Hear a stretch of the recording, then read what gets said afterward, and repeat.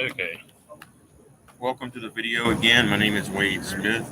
In this video, I'm going to be discussing something called a Kamai. It's an Isshinryu in some of the katas, and it's a pretty simple thing with a little bit of depth that's kind of hidden and not completely obvious at first. Let's see. Yeah, okay, I'm good.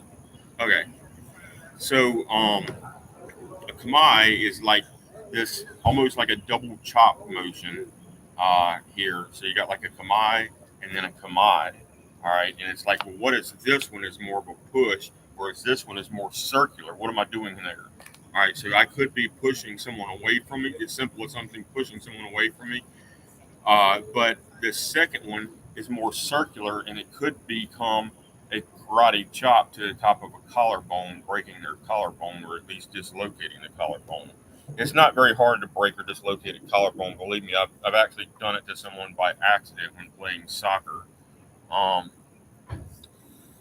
when I was in ninth grade, I was a freshman in high school playing junior varsity soccer, and the goalie, I don't know whose fault it is. It was a complete accident, but the goalie bent down to pick up the ball, and I went for another kick at the ball, and it ended up breaking his collarbone one way or the other. I'll put it that way. And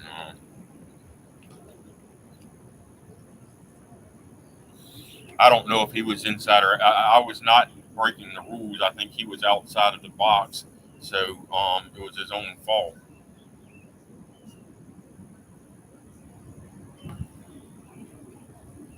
But it was kind of my fault for hitting him.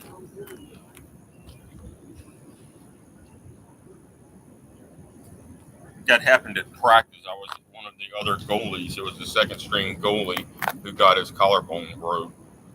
Um, so anyway, it's not very hard to break someone's collarbone, especially with a kick. But with a karate chop, you can break it clean in half, just like I can break those boards over there with a karate chop. All right, so that's what that circle kamai could be, is a karate chop. But in any case, it's taught as more or less a push away from you. So it's like kamai and then kamai. So is that horse out?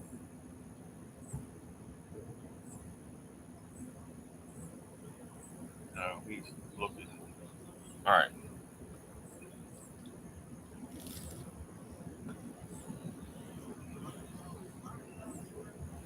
all right. And then like there's actually another kamai that's like just like the windmill block. So I've already gone over the windmill block, and I don't know if I need to cover that again or not. But uh, generally, I saw Advincula discussing the Kamai as a preferred way of doing something and an unpreferred way of doing something. And so you're generally attacking the sternum with the first Kamai, and you're attacking the collarbone, from my perspective anyway, with the second Kamai. Um,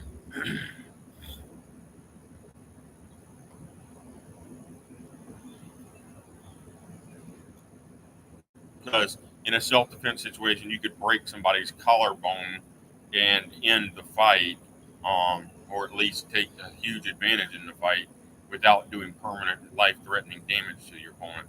So, again, you use minimum force if you can get away with it, but if you need it, you can escalate to instantaneous destructive force.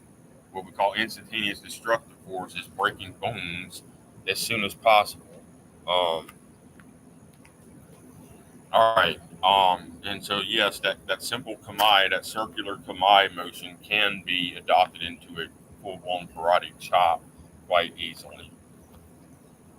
Uh,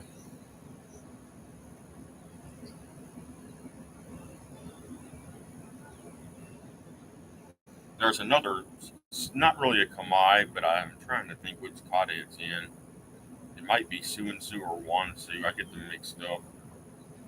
Where you like you bow and you come here and then you go up and out and over and then you come back. I think into a kamai. So what that is, I think, is maybe you've actually been hit and caught off guard from the front, and now you're like in this position and you're blocking your head from taking further damage, and then you're like catching their leg and going into an inside or outside heel.